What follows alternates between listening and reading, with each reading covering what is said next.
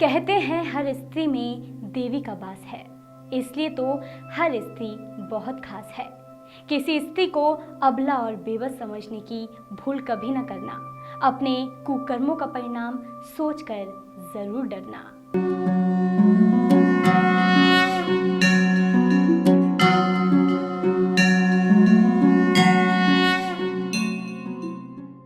नमस्कार, मैं आपके साथ Shivani Yadav voice of rights की ओर से आप सभी को शारदीय नवरात्रि की हार्दिक शुभकामनाएं। आज नवरात्रि का पहला दिन है और इस दिन मां शैलपुत्री की पूजा की जाती है, क्योंकि ये देवी दुर्गा के 9 रूप में पहले स्वरूप में जानी जाती हैं।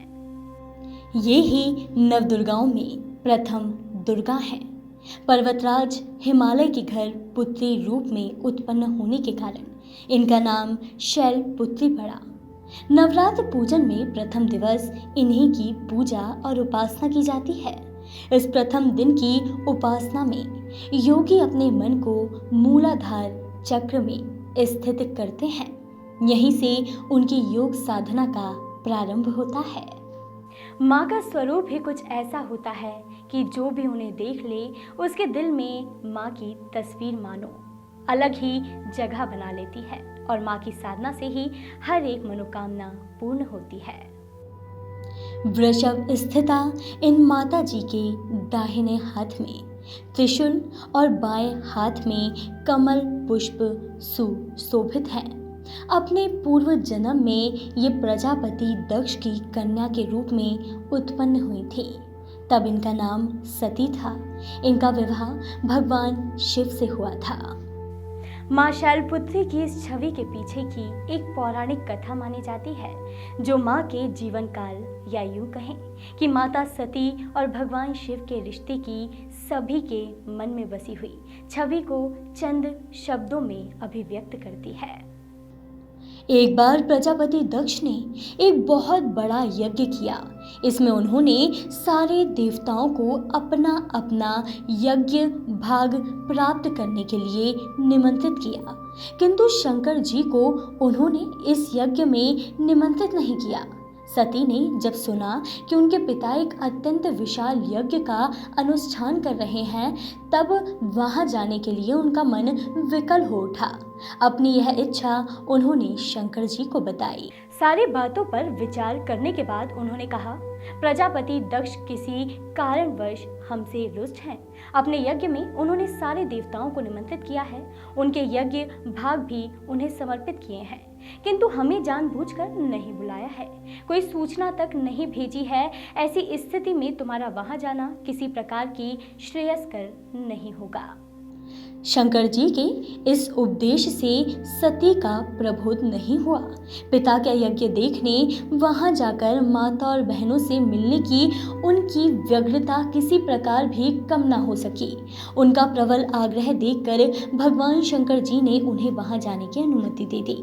सती ने पिता के घर पहुंचकर देखा कि कोई भी उनसे आदर और प्रेम के साथ बातचीत नहीं कर रहा है।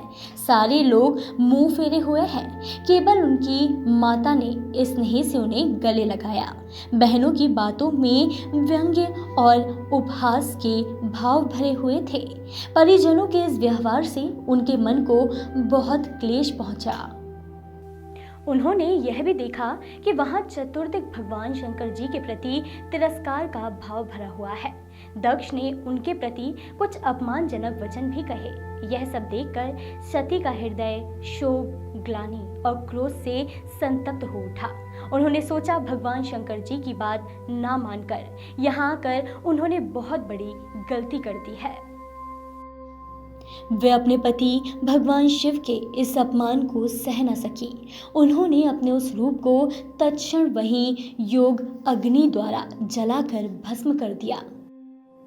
वज्रपात के समान इस दारुण दुखद घटना को सुनकर शंकर जी ने क्रोध में आकर अपने गणों को भेजकर दक्ष के उस यज्ञ का पूर्णतः विध्वंस करा दिया। सती ने योग अग्नि द्वारा अपने शरीर को भस्म कर अगले जन्म में शैलराज हिमालय की पुत्री के रूप में जन्म लिया। इस बार वे शैलपुत्री नाम से विख्यात हुईं। पार्वती हेमवती भी उन्हीं के नाम है। उपनिषद की एक कथा के अनुसार इन्हीं ने हेमवती स्वरूप से देवताओं का गर्व भंजन किया था। शैलपुत्री देवी का विवाह भी शंकर जी से ही हुआ।